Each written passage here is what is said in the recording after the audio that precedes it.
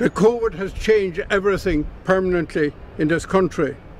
And as the floodwaters of the pandemic subside, we need to take stock of what we have learned and reevaluate where we are.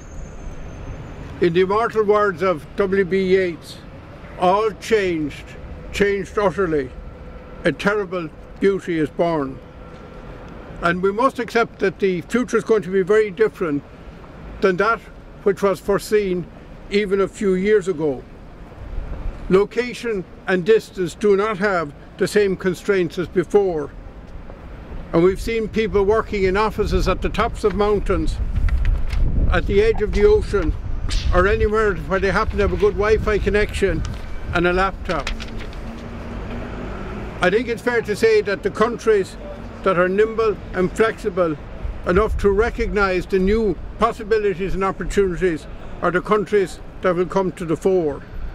Within my own county of Wicklow, the likes of Rathdrum or Newtown, the potential growth is 6 houses per year over the next 10 years. You move down to the next level, it's 4 houses per year for the next 10 years.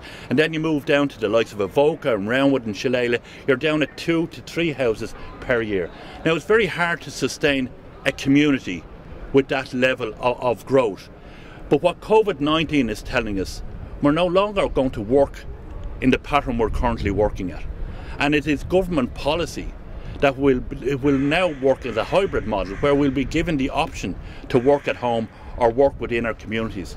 And one of the core policies within the National Planning Framework document was the relationship or the proportion of employment to the development of homes. So if even 20% of us are going to work from home, that's 1 day a week, we need to provide that infrastructure to allow us to do that.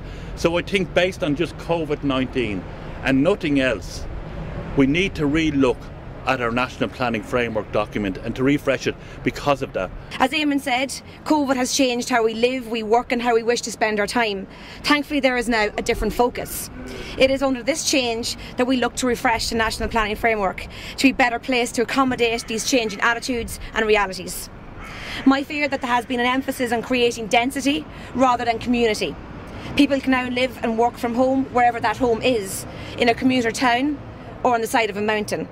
And with the help of government funding for digital hubs, we can live in our own communities, foster relationships, support local retail, and only commute to the office when and if required.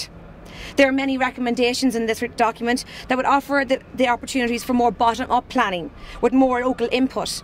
To live where you come from, where you have an attachment to, should not be a luxury, it should be a choice. During COVID-19, we realised, and it became very evident, that there wasn't enough residential development within the core of the city centre, but also it has to be appropriate development when it goes into the suburbs, and that sometimes can be a controversial issue, but we need to make sustainable and proper planning decisions now, as there is a pressure obviously on development going forward over the next number of years.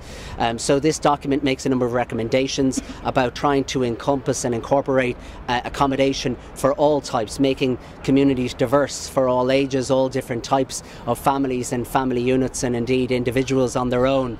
So it is important to try and encapsulate that as we look to the future to develop not only the city of Dublin but the county of Dublin and the greater area.